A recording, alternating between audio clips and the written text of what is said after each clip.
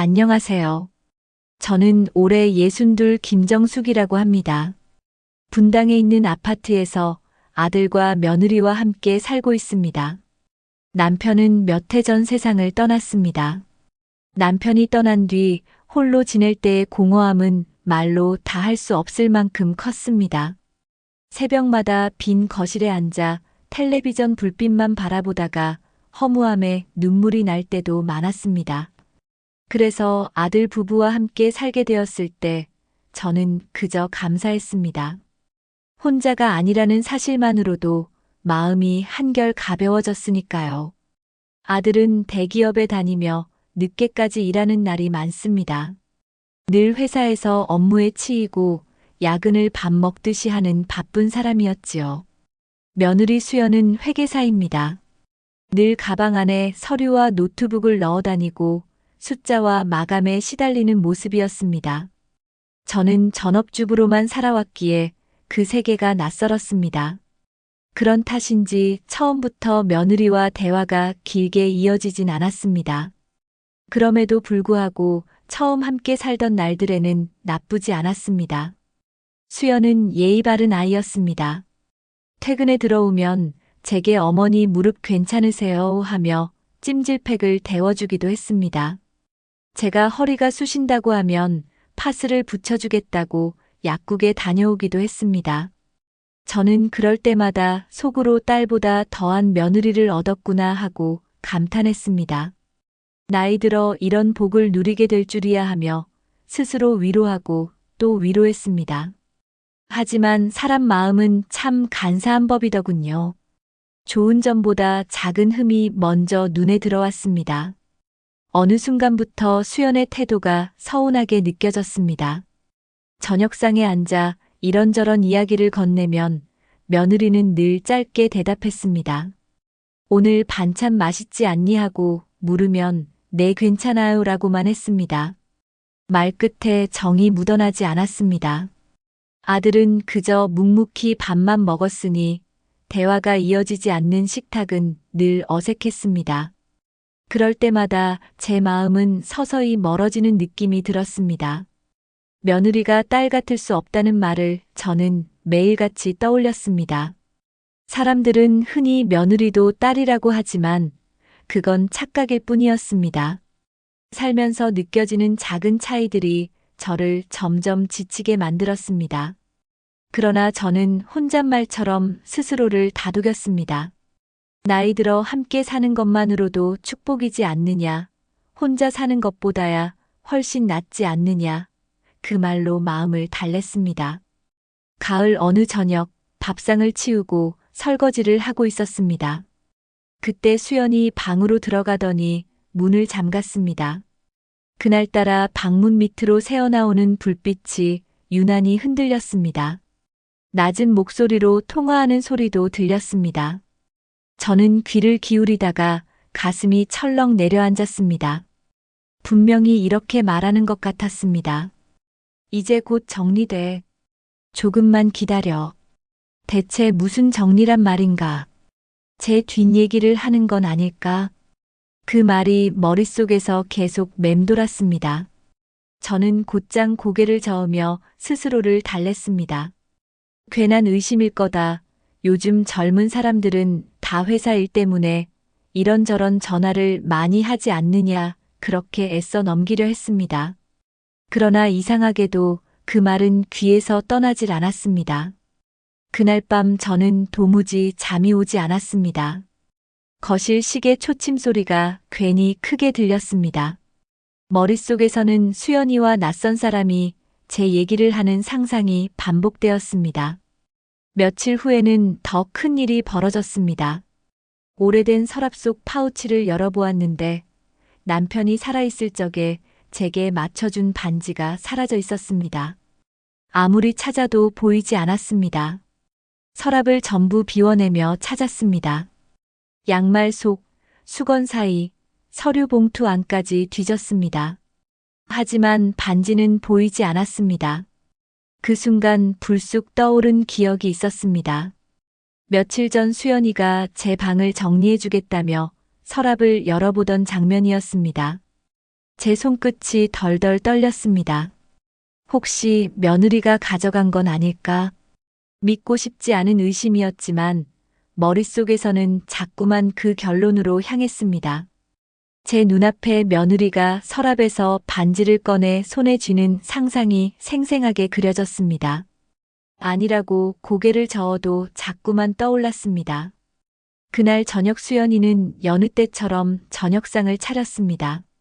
제 앞에 국그릇을 놓으며 김을 올려 드세요 라고 했습니다. 저는 고개를 끄덕이며 한 숟갈 떠먹었지만 혀끝에는 쓴맛만 맴돌았습니다. 며느리의 손길조차 의심스러웠습니다. 밤이 깊었는데도 잠은 오지 않았습니다. 침대에 누워 천장을 바라보며 마음속에서 끝없는 생각이 흘러넘쳤습니다. 며느리가 제 물건을 가져갔을지도 모른다는 생각, 내 뒷담화를 하고 있을지도 모른다는 생각, 그 모든 의심이 머릿속에서 맴돌았습니다. 저는 아니야 아닐 거야 스스로 다독였지만 그 의심은 마음속에 깊은 뿌리를 내려버렸습니다. 그 후로 며느리의 행동은 모두 의심으로 보였습니다. 저녁을 간단히 차려놓고 방으로 들어가 버리면 저는 역시 나와 같이 있는 걸 싫어하는 거구나 하고 해석했습니다. 며느리가 피곤해 보여도 그것을 제가 눈치채지 못하게 하려는 게 아니라 그냥 저를 피하는 것이라 생각했습니다. 며칠 뒤 이웃 할머니가 지나가며 요즘 젊은 것들은 시어머니랑 같이 사는 걸 다 싫어한다더라, 독립하고 싶어 한다더라 하는 말을 했습니다. 저는 대수롭지 않게 들은 척했지만 마음속에서는 그 말이 뿌리처럼 자리를 잡았습니다. 그 말은 제 눈으로 본 모든 장면에 색을 더씹혔습니다. 며느리가 문을 닫는 것도, 말수가 적은 것도, 웃지 않는 것도 모두 같은 이유로 보였습니다. 그렇게 저는 며느리에 대한 오해와 불신을 키워갔습니다. 작은 균열은 금세 커다란 금이 되어 제 마음속을 가로질렀습니다. 시간이 흘러도 제 마음속에 생긴 금은 사라지지 않았습니다. 오히려 더 깊어지고 넓어졌습니다. 처음엔 단순한 서운함이었는데 어느 순간부터는 의심이 당연한 감정처럼 자리를 잡아갔습니다. 작은 일 하나에도 마음이 흔들렸고 며느리의 표정 하나에도 속이 뒤집혔습니다. 어느 날 아침이었습니다. 현관 앞에 쌓여있던 우편물을 챙겨 들고 들어왔는데 그 중에는 제 이름으로 된 공과금 고지서와 건강보험공단 안내문이 있었습니다. 평소처럼 제 방에 두려다가 잠시 전화를 받느라 거실에 놓아둔 것을 깜빡했습니다. 그런데 저녁에 보니 그 우편물이 며느리 방 책상 위에 올려져 있었습니다. 며느리가 대신 챙겨준 거겠지 하며 애써 넘기려 했지만 곰곰이 생각하니 이상했습니다. 왜 내 방 책상이 아니라 자기 방 책상에 올려두었을까? 혹시 내 개인정보를 살펴본 것은 아닐까 하는 생각이 번개처럼 스쳤습니다. 그 순간 가슴속에서 불안이 또 한 번 고개를 들었습니다. 며느리의 태도 역시 점점 신경이 쓰였습니다. 저녁 준비를 할 때도 처음에는 제 옆에서 재료를 다듬어 주던 아이가 어느새 방으로 들어가 버리곤 했습니다. 아들은 퇴근이 늦어 거의 얼굴을 보지 못했고 결국 집 안에서 며느리와 단둘이 있는 시간이 많아졌습니다. 그런데 그 시간이 오히려 불편했습니다. 제가 무슨 말을 꺼내면 며느리는 짧게 대답하거나 아예 모른 척하기 일쑤였습니다. 그럴 때면 제가 집안에서 점점 고립되어 가는 듯한 기분이 들었습니다. 추석을 앞둔 어느 날에는 큰 갈등이 있었습니다. 제사 준비를 어떻게 할지 의견이 맞지 않았습니다. 저는 전을 여러 가지 붙여야 한다고 했습니다. 명절상에는 종류가 많아야 풍성하다는 것이 제 생각이었습니다. 그러나 며느리는 굳이 그렇게 할 필요가 있느냐며 고개를 저었습니다. 재료비도 많이 들고 시간 낭비라는 것이었습니다. 저는 전통을 지켜야 한다며 목소리를 높였고 며느리는 요즘 세상에 맞게 간소화해야 한다고 맞섰습니다. 그렇게 몇 마디 오가자 거실 공기는 단번에 얼어붙었습니다. 저는 속으로 생각했습니다. 며느리가 나를 존중하지 않고 자기 생각만 앞세운다고. 그 후로도 사소한 갈등이 이어졌습니다. 생활비 문제도 그중 하나였습니다. 아들은 매달 월급에서 일정 금액을 저에게 생활비로 주었습니다. 그런데 어느 날 카드 명세서를 보니 제가 모르는 지출 내역이 있었습니다. 며느리 이름으로 결제된 금액이었습니다. 순간 저는 혹시 제 이름으로 된 통장에서 멋대로 돈을 빼간 건 아닐까 하는 생각까지 하게 되었습니다. 그렇게 의심은 꼬리에 꼬리를 물었습니다. 그 의심을 더욱 키운 건 주변 사람들의 말이었습니다. 같은 동네에 사는 할머니 한 분이 있었습니다.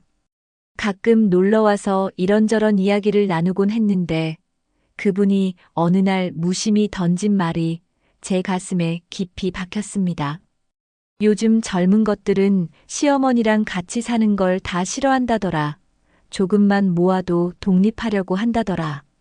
그 말을 듣는 순간 저는 애써 웃으며 넘겼지만 마음속에서는 그 말이 자꾸만 맴돌았습니다.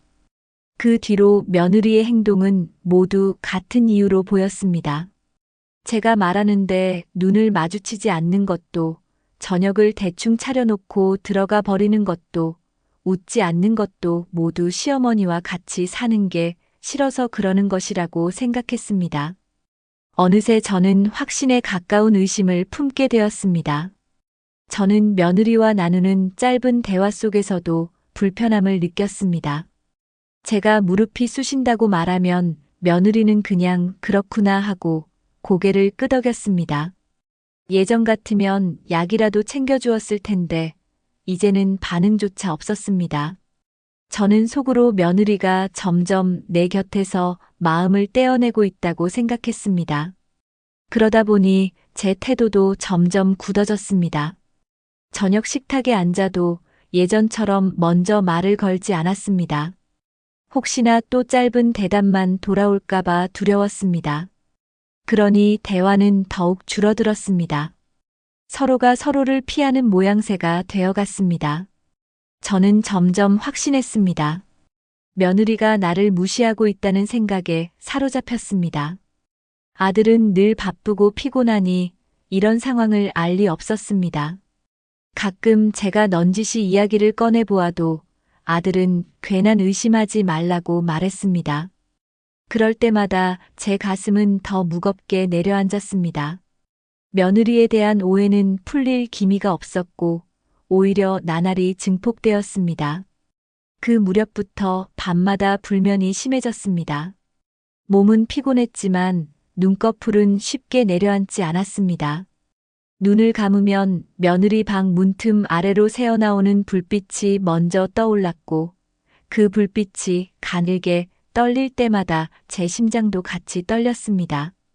종이가 스치는 소리, 볼펜심이 종이에 눌리는 소리, 얕고 짧은 기침 소리가 귀에 들어올 때면 저는 그 소리들을 모두 하나의 의미로 묶어 해석했습니다.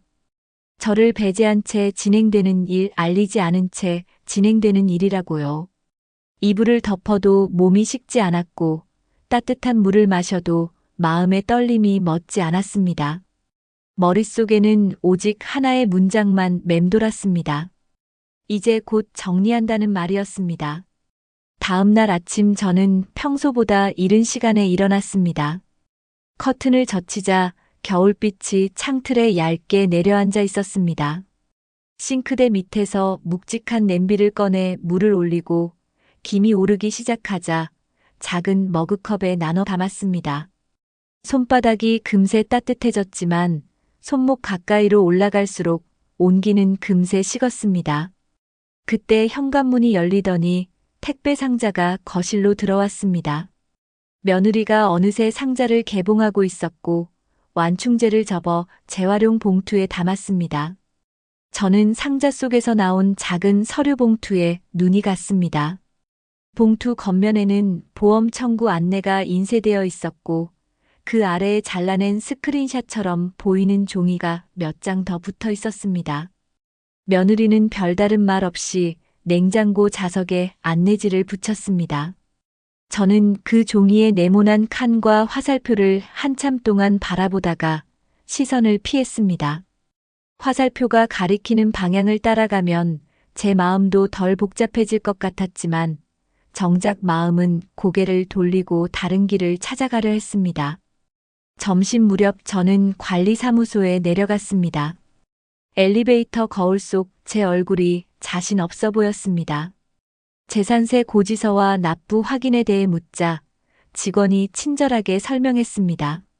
납부일이 임박하면 문자 안내가 가고 납부 후에는 시스템에 즉시 반영된다고 했습니다. 저는 고개를 끄덕이며 들었지만 귀에 박힌 것은 다른 문장이었습니다. 이미 납부가 끝났다는 말이었습니다. 제 손이 아니라 다른 손에서 끝났다는 사실이었습니다. 돌아오는 길 손잡이를 지나는 사람들의 장갑이 바스락거리는 소리가 들렸습니다. 그 모든 바스락거림이 누군가의 계획표 넘기는 소리처럼 들렸습니다. 저녁을 준비하며 저는 주방 창틀에 탁상용 달력을 세웠습니다. 그 위에 작은 점을 찍기 시작했습니다. 며느리가 퇴근 후 곧장 방으로 들어간 날 우편함에서 꺼낸 제 이름의 봉투가 며느리 책상 위에 놓인 걸 본 날, 식사 자리에서 내 말이 흩어져 버린 날, 그리고 베란다에서 전화하는 낮은 목소리를 들은 날. 점은 빠르게 늘어났고 서로 가까워지더니 끝내 선이 되었습니다. 선은 제 마음을 가로지르는 금으로 보였습니다. 달력은 시간이 아니라 오해를 기록하는 도구가 되어갔습니다. 그날 밤 아들이 늦는다고 연락했습니다. 집에는 저와 며느리 둘뿐이었습니다. 저는 콩나물국에 소금을 조금 덜 넣었습니다. 며느리는 국을 맛보고는 고개를 끄덕였습니다. 고개가 위아래로 한번 움직였을 뿐인데 저는 그 안에서 수많은 뜻을 읽어내려 했습니다. 짠맛도 싱거움도 아닌 그저 그런 반응. 늘 일정한 온도의 반응이었습니다. 저는 국자 끝을 닦으며 며느리가 피곤하다고 말하는 것을 들었습니다. 직업상 바쁜 시기라며 일정이 빽빽하다고 했습니다. 저는 그 말을 일정표가 아니라 이 집의 내일을 정리하겠다는 말로 바꾸어 들었습니다. 제 귀가 제 마음에 빌려 쓴 해석이었습니다. 잠들기 전 저는 서랍을 열어 인감 도장을 다시 확인했습니다. 천에 쌓여 있던 도장을 한 번 더 고쳐 싸고 통장이 든 봉투는 수건 더미 사이에서 더 깊숙한 곳으로 밀어 넣었습니다. 그 순간 스스로에게 물었습니다. 이것이 조심인지 불신인지. 대답은 오래 걸리지 않았습니다. 불신이라는 대답은 이미 제 안에 자리 잡고 있었고 조심이라는 이름표를 붙여야 겨우 들고 다닐 수 있었습니다. 이튿날 오후 이웃박 할머니가 김장 담근 배추를 조금 가져다 주셨습니다. 할머니는 며느리 얼굴이 좀 안 좋아 보였다고 말했습니다. 요즘 젊은 사람들이 아픈 걸 숨기고 회사에 나간다면서 한숨을 쉬었습니다. 저는 그 말을 들으며 의아함과 거부감이 동시에 올라왔습니다. 아픈 사람이라면 더더욱 내게 말했어야 하는 것 아닌가, 말하지 않았다는 사실 자체가 거리라는 생각이 들었습니다. 저는 감사 인사만 하고 문을 닫았습니다. 그 말이 위로였는지 불씨였는지 판단하지 않으려 했습니다. 그러나 문이 닫히는 소리와 함께 제 마음속에서는 불씨가 더 커졌습니다. 며칠 뒤 시장에서 회를 포장해 왔을 때 일이 벌어졌습니다. 현관 앞에 누런 봉투가 놓여 있었고 겉면에는 제 이름이 인쇄된 병원 우편물이었습니다. 저는 그것을 식탁에 올려두고 잠시 화장실에 다녀왔습니다. 돌아와 보니 봉투가 보이지 않았습니다. 서랍에 있을까 싶어 열어봤지만 없었습니다. 거실을 둘러보는 동안 제 안에서 불안이 무성하게 자라났습니다. 며느리 방 책상 위에서 봉투를 찾았을 때 저는 가장 먼저 심장부터 내려앉았습니다. 봉투는 뜯겨 있지 않았고 양쪽 모서리가 가지런했습니다. 하지만 가지런한 모서리가 도리어 의심스럽게 보였습니다. 며느리는 분명 제가 바쁠 테니 대신 치워두었다고 말하려 할 것이었습니다. 저는 그 말을 입 밖으로 꺼내기 전에 먼저 믿지 않겠다는 결심부터 했습니다. 제 결심은 이미 결론을 고른 뒤 이유를 찾아 나서는 모양이었습니다. 그날 밤 저는 주방과 거실 사이에 작은 시험을 하나 만들어 두었습니다. 식탁 모서리에 흰 봉투를 일부러 조금 나와 보이게 놓고 그 위에 얇은 잡지를 반쯤 덮었습니다. 누군가가 봉투를 움직이면 잡지의 위치가 미세하게 달라질 거라고 생각했습니다. 새벽에 일어나 확인했을 때 잡지가 반뼘 정도 옆으로 밀려 있었습니다. 창문 쪽으로 불어든 바람 때문일 수도 있었고, 제가 밤사이 물을 마시러 오갔다가 살짝 건드렸을 수도 있었습니다. 그러나 저는 어느 쪽도 택하지 않았습니다. 제가 듣고 싶어하는 해석만이 저를 기다리고 있었습니다. 며느리가 움직였다고 믿는 일이었습니다. 어느 금요일 아들이 간만에 이른 시간에 들어와 셋이 함께 식탁에 앉았습니다. 아들은 회사 이야기를 했고 저는 적당한 때에 맞장구를 쳤습니다. 며느리는 다음 주 일정이 더 바빠질 거라고 말했습니다. 저는 그 말의 방향을 달력 위에 점으로 옮겨 찍었습니다. 식사가 끝난 뒤 설거지를 하는 동안 저는 거품 사이에서 오래전의 자신을 떠올렸습니다. 젊은 날 시댁 어른의 눈치를 보며 단어를 골라 말하던 저를 떠올렸습니다. 그때 저는 억울했습니다. 그런데 지금의 저는 억울함을 기억하면서도 똑같은 자리에 서서 타인을 의심하고 있었습니다. 그 사실이 뼛속까지 스며들었지만 저는 그 불편한 자각을 설거지물과 함께 흘려보내고 싶었습니다. 물은 금세 미지근해졌고 거품은 얇아졌습니다. 얇아진 거품 아래에는 설거지되지 않은 얼룩이 남았습니다. 눈발이 흩날리던 주말, 저는 주민센터를 찾았습니다. 인감증명과 위임 절차에 대한 안내를 다시 확인하고 싶었습니다. 창구 직원은 예전보다 절차가 엄격해졌다고 설명했습니다. 대리발급은 반드시 위임장과 본인 신분증 사본, 연락 확인이 필요하다고 했습니다. 저는 고개를 끄덕이며 들었습니다. 돌아오는 길에 마음이 잠깐 가벼워졌다가 곧 다시 무거워졌습니다. 절차의 엄격함이 제게 방패처럼 느껴졌고 방패가 필요한 삶이라는 사실이 제겐 또 다른 무게였습니다. 그날 저녁 집으로 돌아왔을 때 식탁 위에 작은 백색 상자가 놓여 있었습니다. 공방 이름이 찍혀 있었고 영수증이 테이프로 붙어 있었습니다. 영수증에는 반지 크기 조정과 각인에 대한 항목이 적혀 있었습니다. 저는 상자 뚜껑을 열지 못했습니다. 뚜껑을 열면 제 오해가 틀렸다는 증거가 나올 수도 있고 반대로 오해를 확신으로 굳혀줄 무엇인가가 나올 수도 있었습니다. 저는 두 경우 모두를 감당할 자신이 없었습니다. 결국 상자를 들지 않고 주방으로 돌아가 국을 데웠습니다. 바닥에 살짝 눌어붙은 냄비 냄새가 올라왔습니다. 눌어붙은 냄새는 오래 가셨습니다. 환풍기를 켜도 금세 다시 고소한 듯 쌉싸래한 향이 거실로 번졌습니다. 저는 그 냄새를 맡으며 제 마음에도 이미 눌어붙은 무엇이 있다고 느꼈습니다. 며칠 뒤 병원 진료가 예약되어 있었습니다. 며느리가 점심시간을 쪼개같이 가겠다고 했습니다. 접수대 앞에서 번호표를 뽑고 앉아 있을 때 며느리가 전화를 받겠다며 잠시 복도로 나갔습니다. 멀지 않은 곳에서 낮은 말소리가 들렸습니다. 마감이라는 단어, 정리라는 단어, 내일까지라는 단어가 또렷하게 귀에 들어왔습니다. 직업의 언어라는 것을 안다고 스스로에게 말했지만 제 마음은 이미 제 삶의 언어로 번역한 뒤였습니다. 진료를 마치고 약국으로 이동하는 길에 며느리가 처방전을 챙겨주었습니다. 저는 고맙다고 했습니다. 입술은 그 말을 했지만 속은 다른 말을 하고 있었습니다. 고맙다는 말과 불안하다는 말이 한 입 안에서 부딪혔습니다. 저녁 무렵 집에 돌아와도 마음은 가라앉지 않았습니다. 저는 거실과 주방 사이를 몇 번이고 오갔습니다. 서랍은 잘 잠겨 있었고 옷장 맨 위 상자도 제자리에 있었습니다.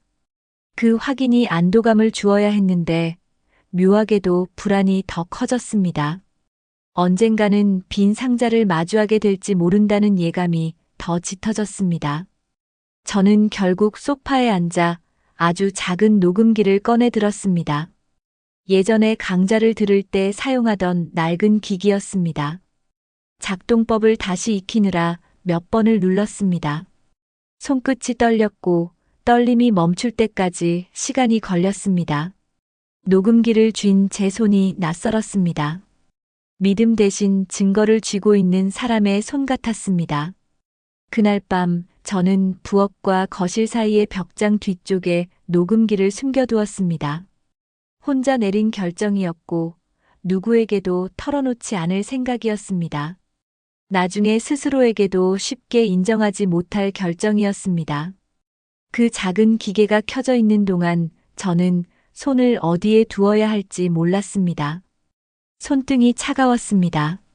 녹음기는 자그마한 불빛을 깜빡였고 깜빡임이 제 심장 박동과 엇갈려 뛰었습니다.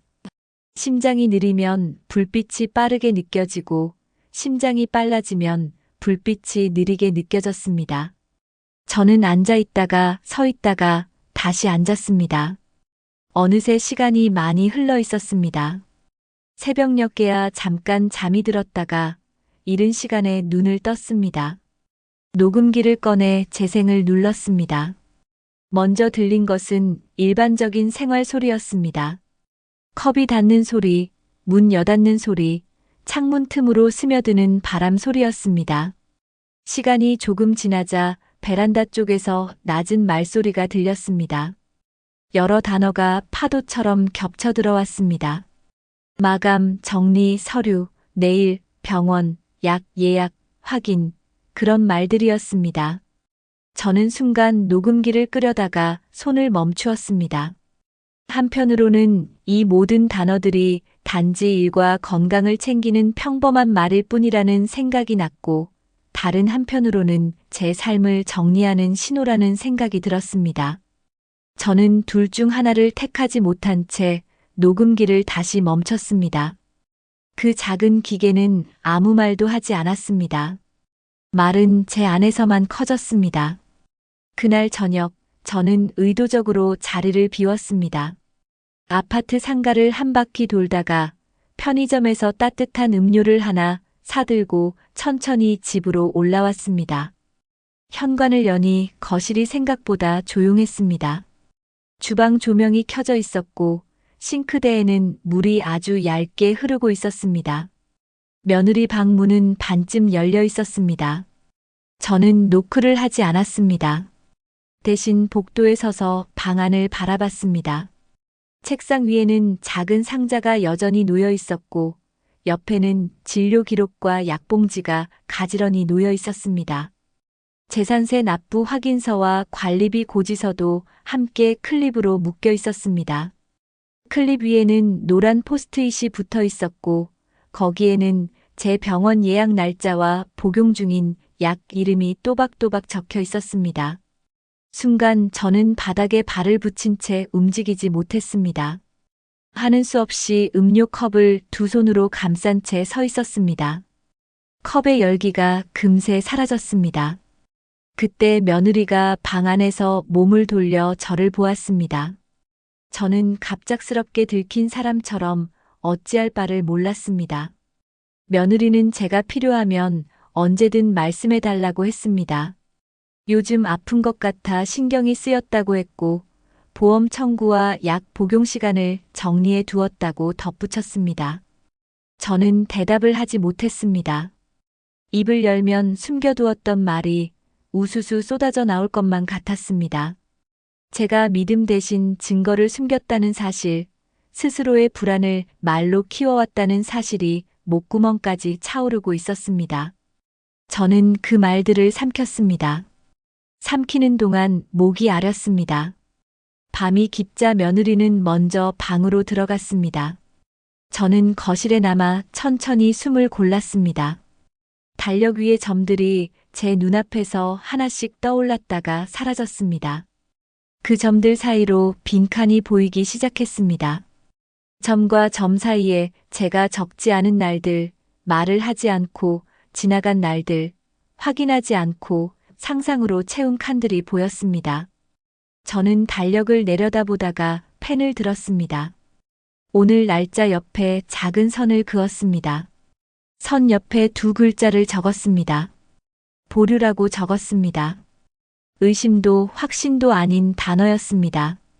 잠시 멈추자는 뜻이었습니다. 그러나 멈춘다고 해서 흔들림이 곧바로 사라지지는 않았습니다. 저는 여전히 불안했고, 불안은 여전히 이유를 찾으려 했습니다. 잠자리에 눕자 창문 틈으로 찬 공기가 스며들었습니다. 이불 끝을 끌어당기며 생각했습니다. 내일은 묻자고, 내일은 직접 묻자고, 지금까지 피했던 질문을 눈을 보며 묻자고요. 대답이 무엇이든 그 자리에서 듣자고 다짐했습니다. 다짐을 하는 동안 심장은 빠르게 뛰었습니다. 빠르게 뛰는 심장 소리 위로 며느리 방에서 기침 소리가 아주 작게 들렸습니다. 그 소리는 오래전 제 기침 소리와 닮아 있었습니다. 그 닮음이 저를 잠깐 멈추게 했습니다. 새벽이 되어서야 잠이 들었습니다.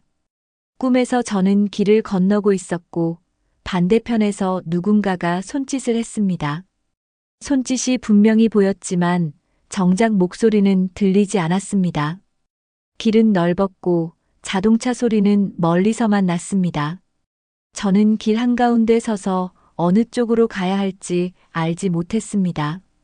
눈을 떴을 때 새벽빛이 희미하게 거실을 적시고 있었습니다. 주방 시계 초침이 또박또박 움직이고 있었고 그 소리가 이상하게도 따뜻하게 들렸습니다. 저는 일어나 물을 끓였습니다. 김이 오르자 컵에 나눠 담아 식탁 위에 올렸습니다. 컵 하나는 며느리 방문 앞에 조용히 두었습니다. 컵에서 올라오는 김이 문틀에 부딪혀 사라졌습니다. 사라지는 김을 보며 저는 속으로 조용히 말했습니다. 오늘은 묻겠다고, 더는 혼자 해석하지 않겠다고 말했습니다. 대답이 두려워도 듣겠다고, 듣는 일부터 시작하겠다고 다짐했습니다. 그날 저녁 저는 마침내 며느리에게 앉아서 이야기를 하자고 말했습니다. 식탁의자 두 개를 서로 마주보게 돌려놓고 등받이에 기대지 않고 앉았습니다. 며느리는 고개를 끄덕였고 저는 손을 모았습니다. 제가 꺼낸 첫 문장은 길지 않았습니다. 요즘 내가 많이 불안했다고, 그 불안이 너를 의심하는 모양으로 자랐다고 말했습니다. 며느리는 제 말을 가만히 들었습니다. 말을 다 듣고 나서야 짧게 숨을 내쉬었습니다. 그 숨이 방 안 공기를 조금 누그러뜨렸습니다. 저는 그때까지 삼켜온 말들을 조심스럽게 더했습니다. 우편물, 재산세 납부, 병원 봉투, 책상 위에 상자, 영수증, 그리고 반지. 반지 이야기를 꺼내는 순간 목소리가 아주 조금 떨렸습니다. 며느리는 제 떨림을 알아차렸는지 두 손을 무릎 위에서 맞잡았습니다. 손등의 힘줄이 얇게 드러나 보였습니다. 여기까지 말을 하고 저는 조용히 멈췄습니다. 이제는 제 차례가 아니라 며느리의 차례라고 생각했습니다. 대답과 설명이 제게로 돌아올 차례였습니다. 그 대답이 어떤 문장으로 시작될지 알 수 없었습니다. 불씨를 키울 말일지, 눌어붙은 냄새를 걷어낼 말일지 저는 알지 못했습니다. 다만 한 가지는 분명했습니다. 내일로 미루지 않고 오늘 들을 준비가 되어 있다는 사실이었습니다. 손끝이 여전히 떨렸지만 이번 떨림은 도망치려는 떨림이 아니라 버티려는 떨림처럼 느껴졌습니다. 그 순간 거실 창밖에서 겨울 바람이 짧게 불었습니다. 커튼 자락이 아주 조금 흔들렸습니다. 저는 눈을 들어 며느리의 얼굴을 보았습니다. 그녀의 입술이 열리려는 순간 현관 쪽에서 키 소리가 작게 났습니다. 아들이 퇴근해 들어오는 소리였습니다. 문이 열리고 닫히는 소리가 이어졌습니다. 저는 시선을 멈추고 숨을 고르며 아들을 기다렸습니다. 이제 이 대화는 셋이서 해야 할지도 모른다는 생각이 들었습니다. 셋이서 같은 자리에 앉아 같은 방향을 보며 각자 다른 단어를 같은 문장으로 엮어야 한다는 생각이 있었습니다. 저는 식탁 위에 올려둔 컵을 두 손으로 감싸 쥐었습니다. 컵의 온기가 손바닥에 전해졌습니다. 그 온기가 오래 남기를 바랐습니다. 그리고 다음 장에서 우리가 마주할 밤이 끝내 서로의 등을 보이는 밤이 아니라 서로의 얼굴을 마주보는 밤이 되기를 바랐습니다.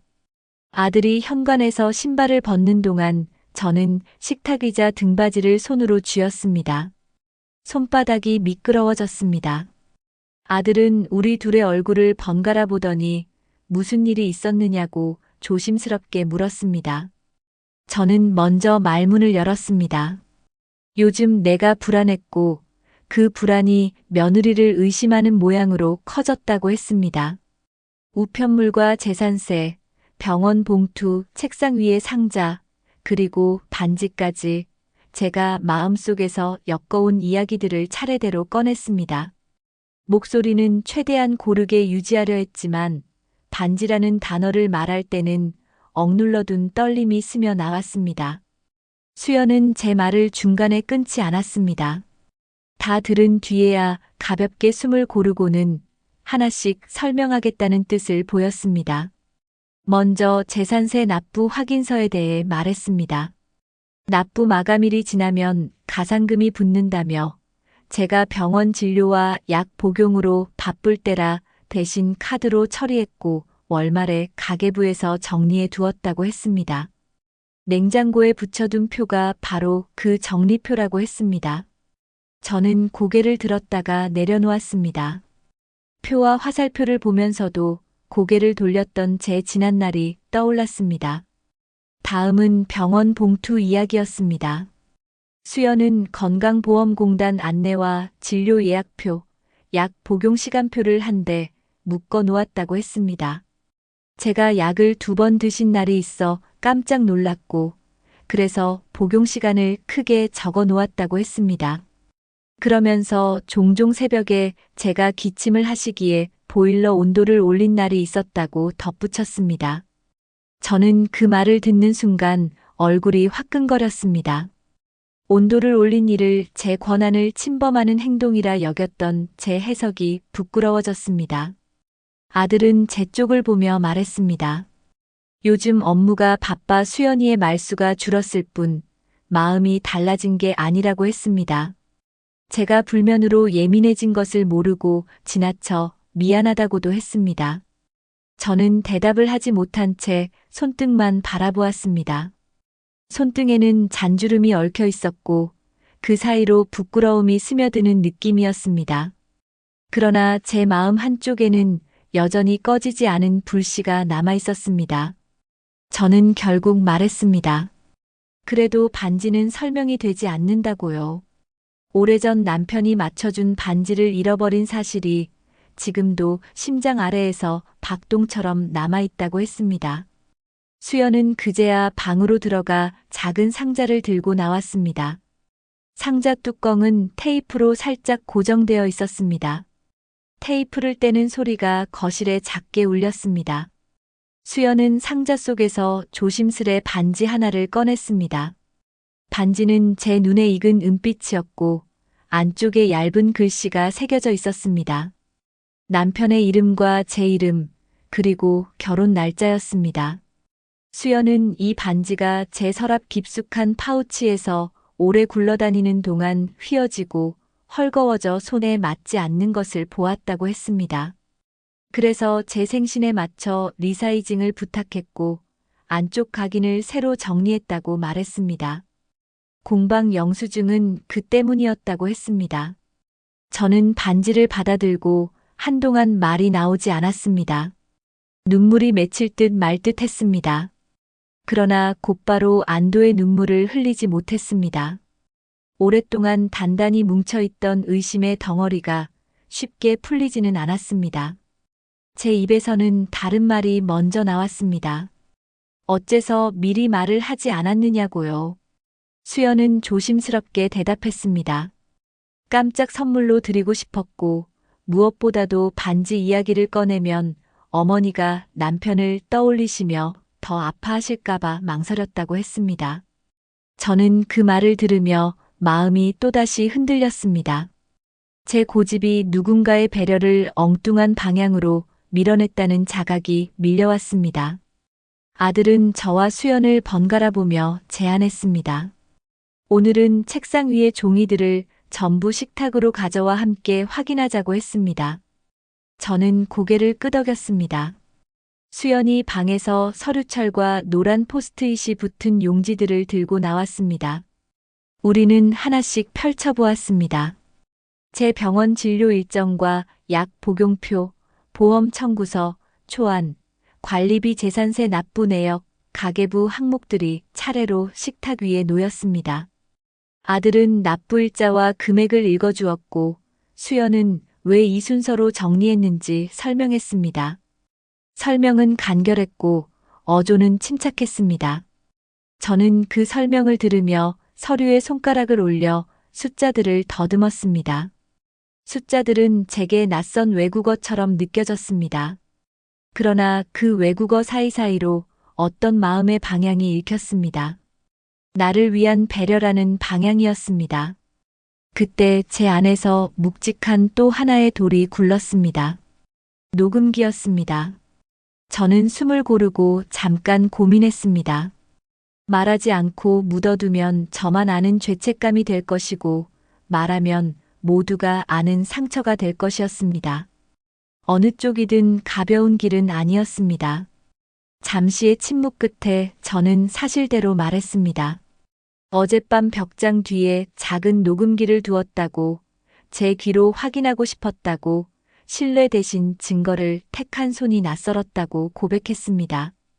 그 말을 하는 동안 목이 바짝 말랐습니다. 수연의 눈빛이 순간 흔들리는 것을 보았습니다. 그러나 그녀는 곧 차분해졌습니다. 이해하려고 노력하겠다고 했습니다. 다만 그 사실을 알고 나니 가슴이 서늘해진다고 덧붙였습니다. 아들은 조용히 제 손등 위에 손을 올렸습니다. 저는 그 손의 온기를 느끼며 고개를 숙였습니다. 부끄러움이 뺨에서부터 쇄골을 타고 내려갔습니다. 그날의 대화는 거기서 끝나지 않았습니다. 아들은 저와 수연이 서로에게 무엇을 두려워했는지 말로 꺼내보자고 했습니다. 저는 먼저 말했습니다. 홀로 남을까봐 두려웠다고요. 남편이 떠난 자리 뒤에 생긴 큰 공백이 쉽게 메워지지 않았고 그 공백이 작은 그림자만 보이면 커다란 어둠으로 보이게 만들었다고 했습니다. 수연은 자신의 두려움도 털어놓았습니다. 실수를 할까봐, 멀리서 오해할까봐 두려웠다고 했습니다. 제 말 한마디에 상처받지 않을까, 어설픈 친절이 불편함으로 읽히지 않을까 겁이 났다고 했습니다. 그래서 말수가 줄었고 대신 일과 서류로 마음을 표현하려 했다고 했습니다. 우리는 늦은 시각까지 식탁에 앉아 있었습니다. 컵에 담긴 물은 금세 식었지만 말들은 점점 온기를 얻었습니다. 수연은 제 손목 통증을 기록한 작은 수첩을 보여주었습니다. 제가 언제 무릎을 아파했는지, 어떤 파스가 맞았는지, 어떤 날은 반찬을 얼마나 드셨는지도 적혀 있었습니다. 수첩의 글씨는 일정했고 꼼꼼했습니다. 저는 수첩을 넘기다가 손을 멈추었습니다. 거기에는 제 생일 날짜가 동그라미로 둘러싸여 있었고 그 옆에 작게 반지 찾기라고 적혀 있었습니다. 저는 숨을 들이마셨다가 천천히 내쉬었습니다. 대화는 그날 당장 모든 오해를 씻어내지는 못했습니다. 수연은 녹음기 이야기에 여전히 마음이 닫혀 있었고 저는 제 안의 습관처럼 튀어나오는 의심을 완전히 다스리지는 못했습니다. 그러나 분명한 변화가 있었습니다. 해석이 아니라 말을, 상상 대신 사실을 택하자는 약속이었습니다. 아들은 휴대전화의 캘린더를 열어 우리 셋의 공동 일정을 만들었습니다. 병원 예약과 납부 기한, 생신과 기념일을 함께 적었습니다.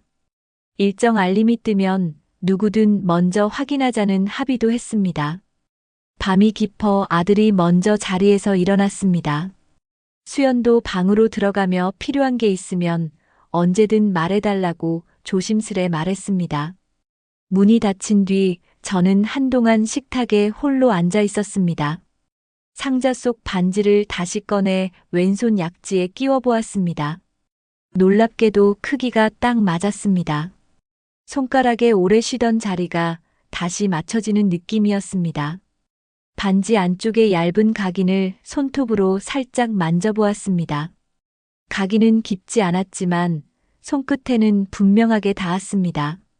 그날 밤 저는 녹음기를 꺼내 배터리를 빼두었습니다.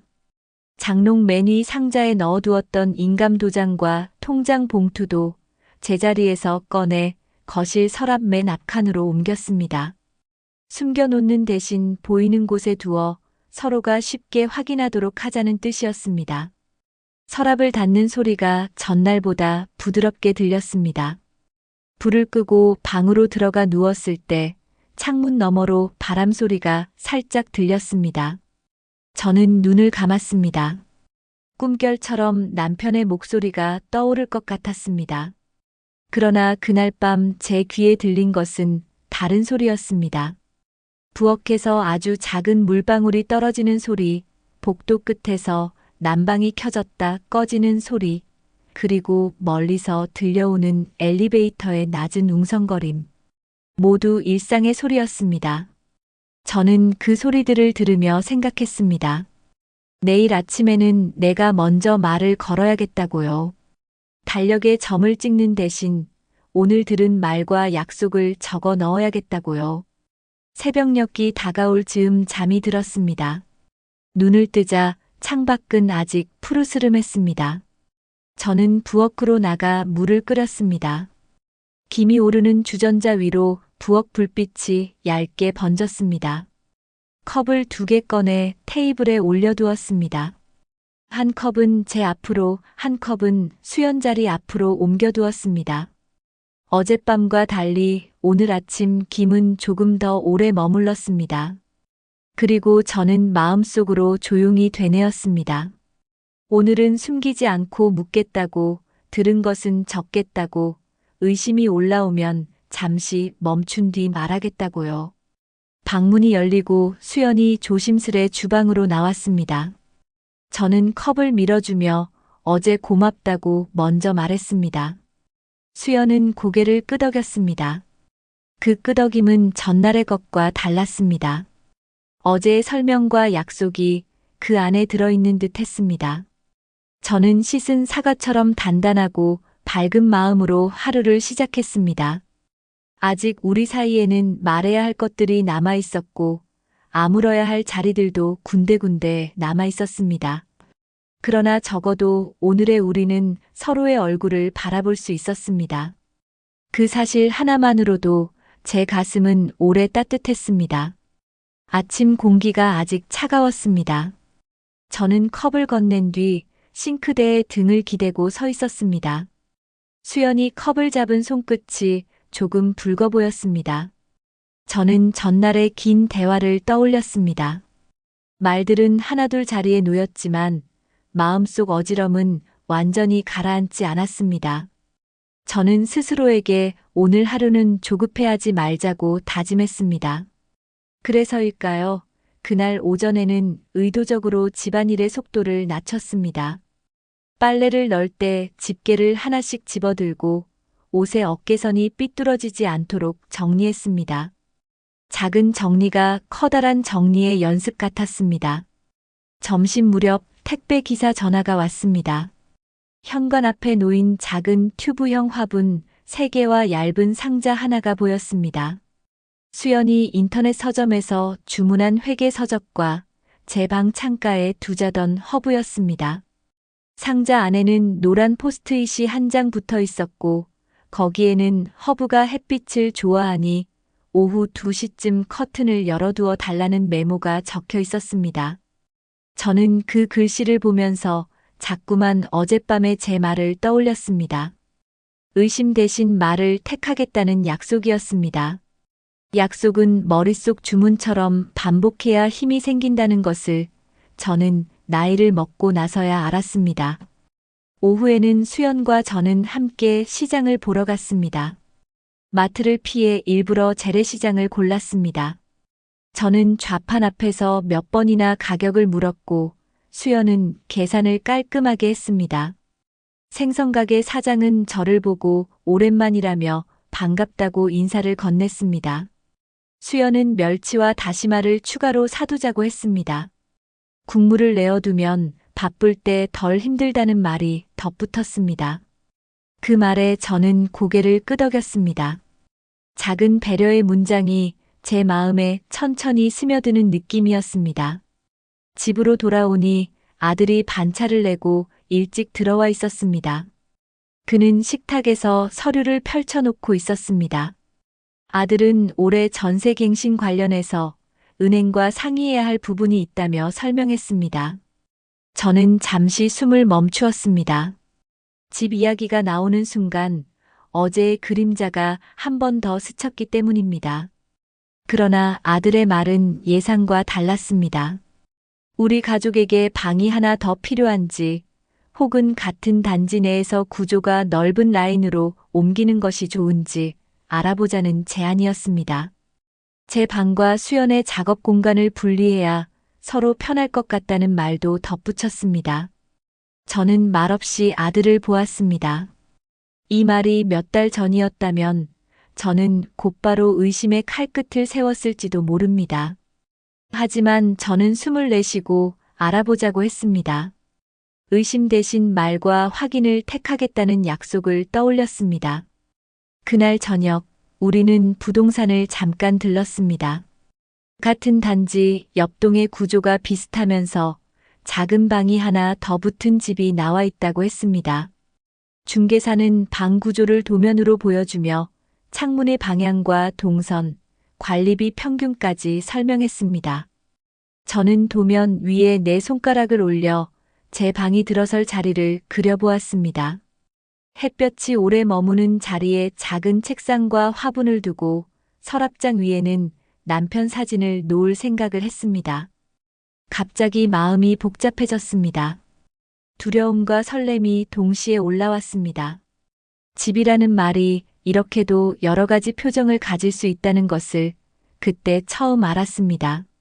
수연은 제가 망설이는 기색을 읽어냈는지 서두르지 않겠다고 했습니다. 저는 고개를 끄덕였습니다. 서두르지 않는다는 말이 제일 고마웠습니다. 이후 며칠 동안 저는 어색함보다 조심스러움을, 조심스러움보다 배려를 조금 더 선택하려 애썼습니다. 아침에 문을 열며 날씨 이야기를 먼저 건넸고 점심에 국을 덜어주며 입맛을 물었습니다. 말문이 열리자 집안 소리가 달라졌습니다. 밥 짓는 소리와 물 끓는 소리가 더 또렷해졌고 서로의 발자국이 가볍게 들렸습니다. 그렇다고 모든 것이 단번에 완벽해진 것은 아니었습니다. 사람 마음의 습관은 미끄러져 돌아오려는 힘이 있습니다. 밤이 깊어지면 불안은 문틈으로 다시 스며들었습니다. 그럴 때마다 저는 서랍 앞에 서서 전날 옮겨둔 통장과 도장을 꺼냈다가 아무것도 하지 않은 채 다시 넣었습니다. 숨기지 않는 연습이었습니다. 연습은 조금씩 몸이 익혀갔습니다. 어느 토요일 오후 저는 시장에서 우연히 수연의 직장 동료를 다시 만났습니다.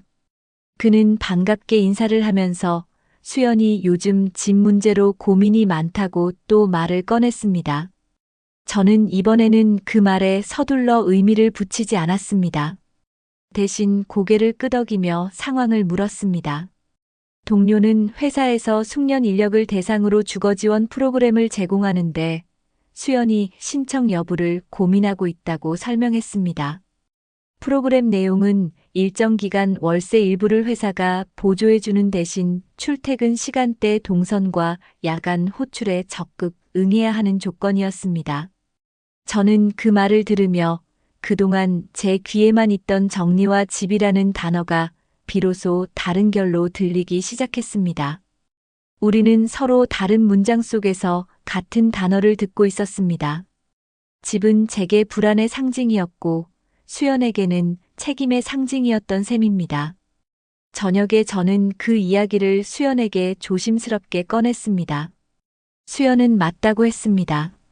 집 문제란 바로 그 지원 프로그램과 전세갱신 사이에서 무엇이 우리 셋에게 좋은 선택인지 고민했다는 뜻이라고 했습니다. 그러면서 제게 먼저 상의하지 못한 것을 미안해했습니다. 저는 의자에 앉은 채 한동안 손끝만 내려다보았습니다. 어젯밤과 오늘 낮 그리고 방금 전까지 이어진 작은 고백들 속에서 그동안 제가 쌓아 올린 오해의 벽이 서서히 기울어지는 느낌이었습니다. 넘어지는 소리는 크지 않았습니다. 대신 벽이 있던 자리로 바람이 들어왔습니다. 바람은 따뜻했습니다. 그 즈음 저는 며느리에 대해 새로 알게 되는 것들이 많았습니다. 수연은 주말마다 제가 모르는 사이에 거실 카펫을 들고 베란다에서 털곤 했고 냉장고 옆면에 붙은 자석 칠판에는 장을 보기 전날 비워진 반찬과 필요한 재료가 적혀 있었습니다. 저는 칠판을 보며 반쯤 지워진 단어들을 손가락으로 따라 읽었습니다. 단어들은 모두 집안의 일과 제 건강에 관한 것들이었습니다. 그 단어들과 제 의심은 전혀 다른 언어권에 살고 있었습니다. 이렇게 3장의 끝에는 비로소 우리가 같은 문장을 쓰기 시작했다는 안도감이 남았습니다. 그러나 이야기는 거기서 끝나지 않았습니다. 진짜 화해는 말보다 행동의 시간이 더 필요했습니다. 그리고 그 시간은 뜻밖의 사건과 함께 찾아왔습니다.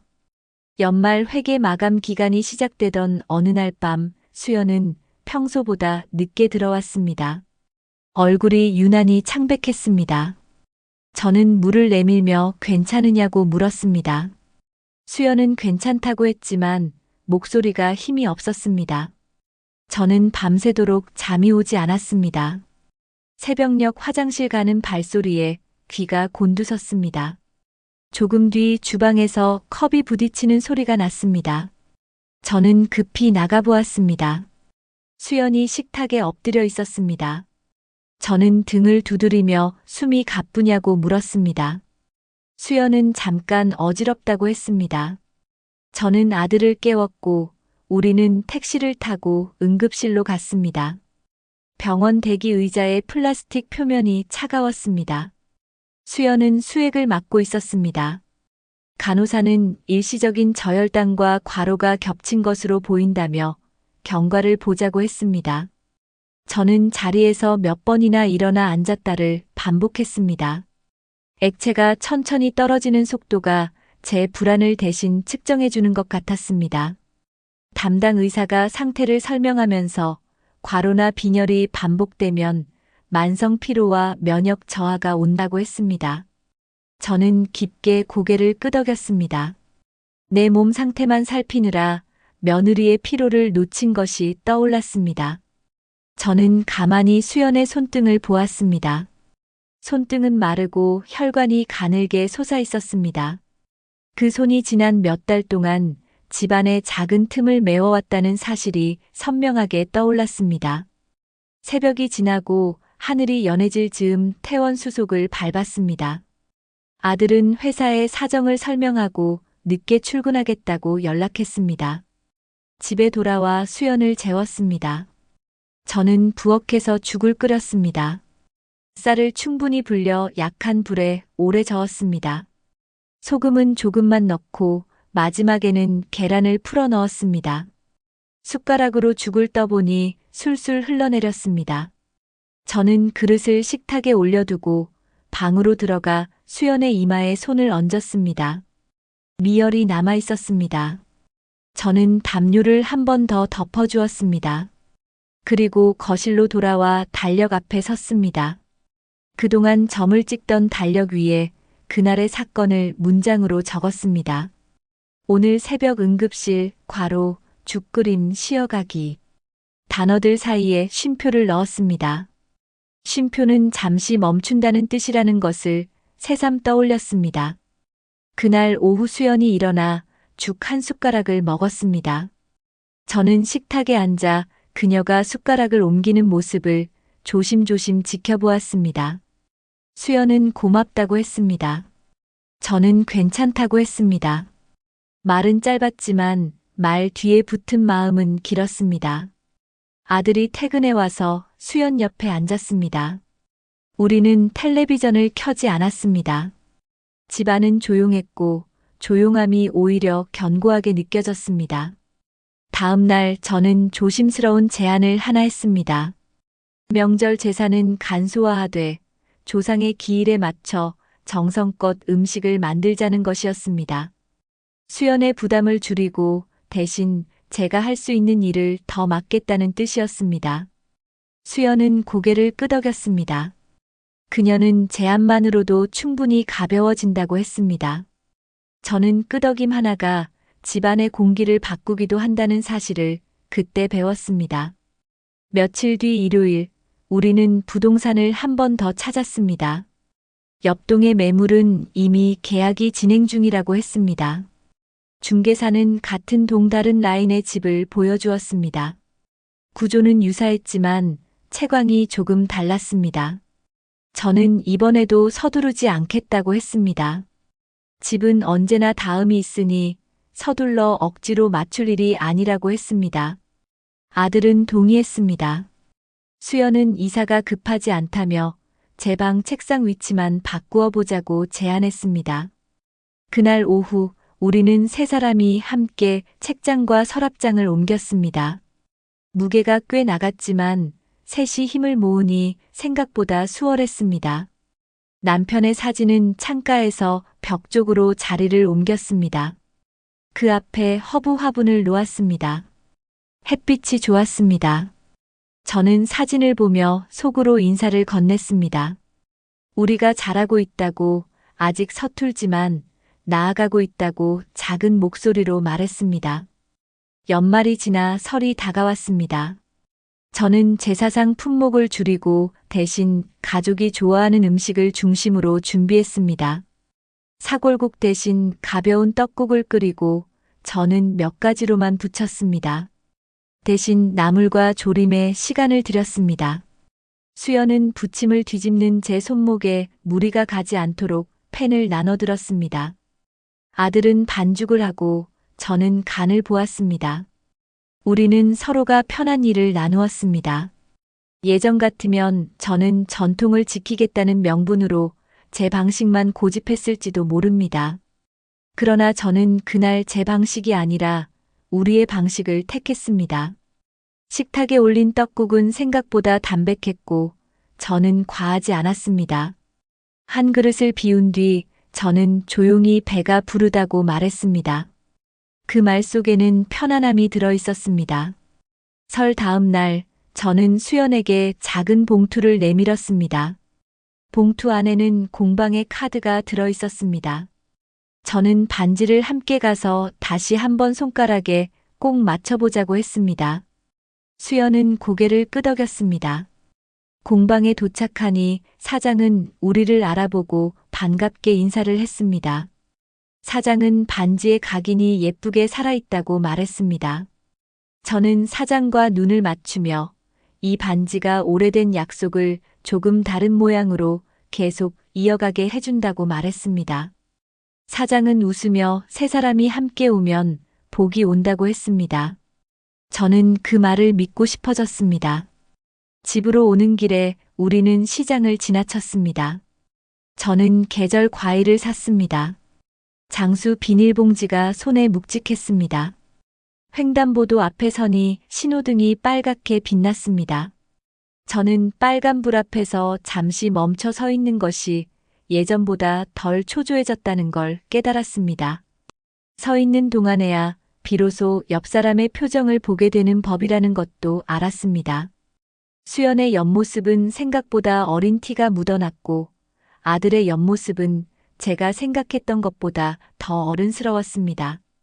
신호가 바뀌자 우리는 함께 걸음을 내디뎠습니다. 발소리가 서로 비슷한 박자로 이어졌습니다. 집에 돌아와 저는 달력 앞에 다시 섰습니다. 그동안 점과 선과 문장으로 빽빽하던 칸들 사이에 빈칸이 보였습니다. 저는 빈칸이 더 이상 두렵지 않다는 것을 느꼈습니다. 빈칸은 모르는 것을 끼워 넣는 자리가 아니라 그날 듣고 묻고 적을 수 있는 자리였습니다. 저는 오늘 칸에 몇 줄을 더 적었습니다. 아침 허브 물주기, 공방 방문, 떡국 다시 데워 먹음, 잠깐 웃음. 마지막에 작게 한 줄을 덧붙였습니다. 의심이 올라오면 잠시 멈춘 뒤 묻기. 저는 그 문장을 작게, 그러나 또렷하게 적었습니다. 밤이 오고 불이 하나둘 꺼졌습니다. 저는 방에 들어가 남편 사진 앞에 앉았습니다. 사진 속 남편의 정수리가 전등 불빛을 작게 반짝였습니다. 저는 눈을 감고 속으로 한참을 말했습니다. 나는 요즘 조금씩 변하고 있다고, 서툴러도 배워가고 있다고, 우리 셋이 같은 집에서 같은 문장을 쓰기 위해 노력하고 있다고 말했습니다. 말이 끝나자 마음 한쪽이 조용해졌습니다. 창밖에서 바람이 불었습니다. 커튼이 작게 흔들렸습니다. 저는 그 흔들림을 바라보다가 이불을 끌어당겼습니다. 다음 날 아침 저는 일찍 일어나 멸치를 볶아두었습니다. 수연이 나오자 저는 먼저 물었습니다. 오늘 점심에는 무엇을 먹고 싶은지, 저녁에는 몇 시쯤 들어오는지, 그리고 주말에는 장을 같이 보러 가도 되는지 물었습니다. 수연은 제 질문을 하나하나 듣고 시간표를 보여주며 가능하다고 했습니다. 말이 오가는 동안 저는 처음 이 집에 들어와 불빛만 보며 앉아있던 밤을 떠올렸습니다. 그때의 어둠과 지금의 빛 사이에는 많은 날들이 있었습니다. 오해로 얼룩진 날과 용기를 내어 묻던 날과 서로의 손등을 보며 숨을 고르던 날들이 겹겹이 쌓여 있었습니다. 그 겹침이 결국 우리를 이 자리로 데려온 것임을 이제는 압니다. 이야기를 끝내며 저는 한 가지를 덧붙이고 싶습니다. 사랑이나 정이라는 말은 거창해서 때로는 말문을 막습니다.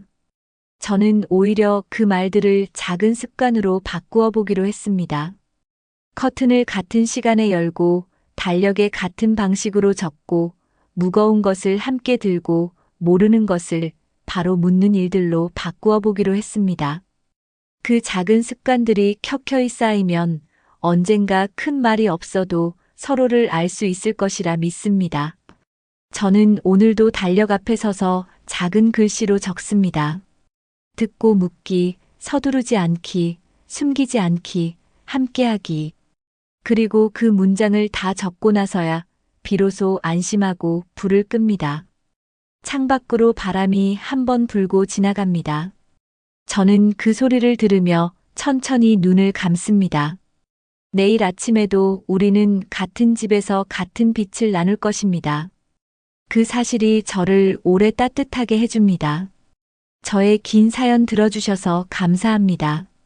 사연에 공감하신다면 구독과 좋아요도 부탁드릴게요. 여러분 모두 행복하세요.